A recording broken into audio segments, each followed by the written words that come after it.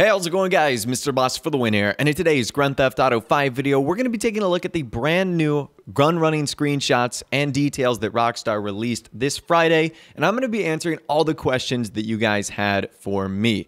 So there's a couple things with this video. Number one, I am not going to be talking about the release date. I made a video earlier today talking about that, so any and all questions you have, I would suggest going to there. I'll leave a link to it in the description, as well as the cost of this update. I did an updated dedicated video to that, and a lot of you guys had questions on the cost. And the third thing is, I'm not going to be answering questions that can be directly found on the newswire. So for example, I'm not going to be answering questions like, is the mobile operations center customizable? It clearly says on the newswire it does. Today we're going to be looking at some of the things that are still unknown and that are pretty interesting as well. We've got a lot to talk about, so let's not waste any more time and let's get it started. All right, our first question today comes from JWC, who says, do you think gun running will be the best way to make money? Rockstar are certainly advertising it that way. On the newswire, they've said that it's going to be highly profitable. You're going to make a tidy profit. They don't typically use words like that when describing other updates,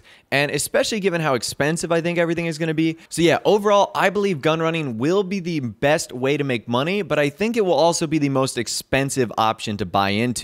Buying the bunker, the MOC, all the vehicles that will be required to complete the cargo runs. So yeah, I think your profit is going to be a huge payout, but I think it's going to cost a lot of money in order to get that up and running and to get it started.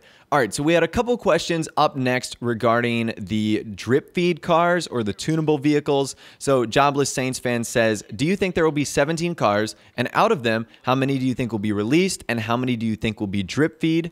Another question from Dan says, do you think Rockstar will drip feed surprise vehicles after the gun running DLC? And then Akeem Joseph says, how long will the drop releases last? Week, months, etc. So those are really good questions right there. So to answer the first one, 17 vehicles right now is the rumor. That's obviously not confirmed. That's what I believe is going to be the case, given based off of previous DLCs and the information we know so far. I think that when the gun running DLC releases, it's going to be very similar to import-export. How most of the vehicles are going to be the weaponized ones that we get inside of our bunker. I think there's going to be 8 of them. And then I think we either get 2 or 3 of the regular civilian cars, which I don't even think Rockstar have showed off on the newswire yet. So that would leave 7 to 8 leftover vehicles for Rockstar to release via the tunables. So how long will it last then? Well, if they do it at a pace of 1 per week, which I think is unlikely given the fact they may do a 2-week event, they might release an adversary mode in between that, it's probably going to mean this content is going to last between 2 to 3 months, especially given because we know Rockstar working on Red Dead Redemption 2, other projects, stuff like that. It honestly wouldn't surprise me if it goes for 2 to 3, possibly making its way even into 4 months if the content is really, really cool. So yes, I do believe there's going to be drip-fed vehicles. I believe there's going to be about 7 or 8, with about 10 or 11 vehicles released on launch day. Really good question, guys. Our next question comes from Sergeant Major, who says, can we store vehicles in the bunker that aren't in the gun running ones like supercars, etc.? I don't think so. I think it's going to operate very similar to the vehicle warehouse, how you can't just bring regular cars in there. Where they're stored in the bottom is like the Ruiner 2000, the Rocket Voltic. I think only vehicles like that are obviously able to be stored in there. And I think the same principle is going to apply to the bunker, that you're not going to be able to have non-weaponized vehicles or the MOC stored inside of there. I think that might just get a little bit confusing, but I could be wrong, and Rockstar could allow civilian vehicles just like the MC Clubhouse, how you can bring just regular old bikes in there and park them. So I think that that could be pretty cool too. Our next question comes from Dan Turner, who says, do you think that the vehicles like the APC and the Armored Tampa will need passengers to operate the roof-mounted guns? I don't think so. From what I've seen so far, it looks as if the driver will be able to fire both of those.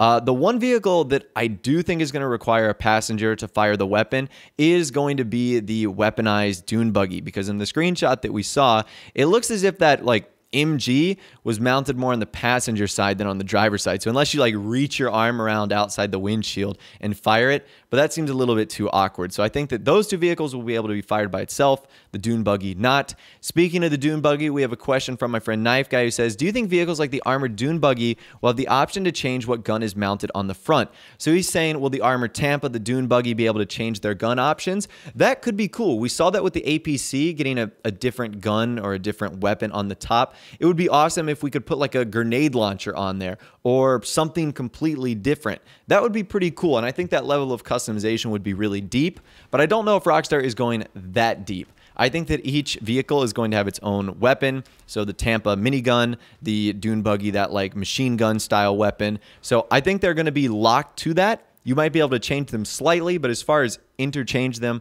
I don't think that's going to be the case. Our next question comes from Handy Mods, who says, do you think there will be civilian vehicles in the DLC? If yes, what kind of vehicles? I do believe there will be civilian vehicles. I just don't think Rockstar have shown them off so far. We've seen the weaponized Dune loader, Dune buggy, the MOC, the armored Tampa, the APC, the rocket bike. So far, like no normal vehicles, if you can see my air quote. I think Rockstar are honestly just hiding them, just saving them. But I do believe, yeah, there is going to be civilian vehicles. And my hope is that they're going to be more muscle and off-road vehicles, possibly even some trucks. I kind of want to see a break from the super and sports cars. I feel like we've been getting a lot of those recently. And speaking of the MOC, Oscar has a good question. He says, if the MOC becomes a spawn location, does that mean that it'll be indestructible since other spawn locations are indestructible? Yeah, this is a very interesting question because Rockstar did state that the mobile operation centers will have a spawn point, like a luxury living center. So I think there's two options here. Number one, the MOC will be indestructible. Although I think that's a little less likely because we're going to be taking it on missions. That seems a little bit overpowered. And then number two, if the MOC is destroyed, it just won't allow you to spawn there. It'll spawn you in another location until you get it repaired in the bunker or call your Moore's Mutual or get it fixed or whatever the process or system is going to be. I think that having a mobile vehicle that's completely indestructible may be a little bit overpowered. So I certainly think that it won't be indestructible. It might be stronger than a lot of other vehicles, especially if it's a spawn location, but indestructible, I'm not so sure about. Spider says, do you think the bunkers will have different tiers of bunkers, like small being okay and the expensive one being amazing? I talked about this a little bit earlier. I don't think so. I think the bunkers are going to be one size fit all with a bunch of upgrades to make them more amazing, which will obviously cost you a whole lot more money. So upgrades to like vehicle storage or the things we can do research-wise in there. I don't think they're going to do multiple sizes, just like we don't have multiple size CEO office. They're the same, except with a different view, just like how these bunkers are going to be the same, just probably located at a different spot on the map. David says, do you think that Rockstar will release any info on any new aircrafts before the release of Gunrunning? This is quite the mystery.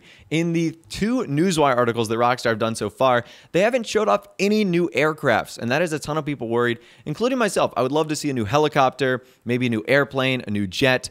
We haven't seen anything like that so far. The 2 aircrafts they've shown off in the screenshots have been the Hydra and the Savage, which are already old. We've had those in the game since the Heist update. So I don't know if they're just keeping them a secret so that we can have more fun with it, or if they are going to be officially showing it off sometime later this week.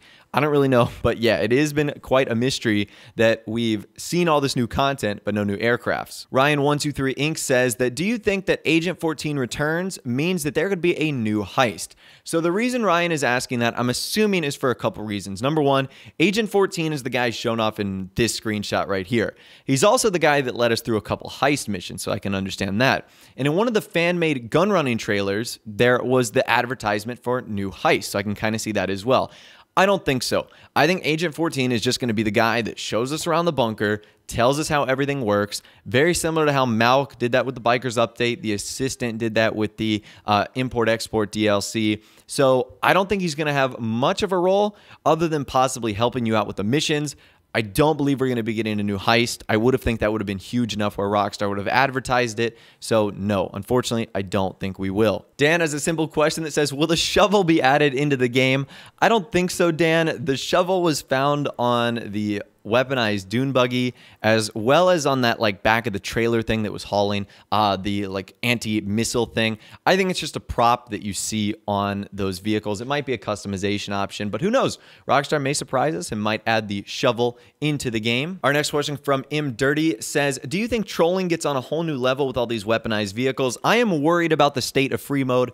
I discussed this in my video, I think last Q&A. I'm worried about free mode. I think it's going to get way too crazy, way too overpowered. So I hope Rockstar has a method to balance all these new vehicles and new weapons. If not, things are about to get absolutely nuts in the next couple of months here in online. And it's already crazy enough as it is. You add all these new weaponized vehicles and upgrades, and man, we could be looking at a really crazy online experience. And our final question today comes from Dark Legend, who says, the rocket bike had wings. How long do you think the rocket will go? Or how long will the bike will fly? Well, traditionally, bikes weigh less than cars. The Rocket Voltic can fly for a pretty long time. So I'm just going to say longer than the Rocket Voltic. And I think the wings are there for a reason. They're going to deploy when we're set to land, so that when we do end up landing, we don't like crash to the ground and obviously die. So that'll be definitely interesting to try out, and I'm super excited about that vehicle right there. But that's all the questions that I'm going to be answering in this week's Q&A with the brand new gun running information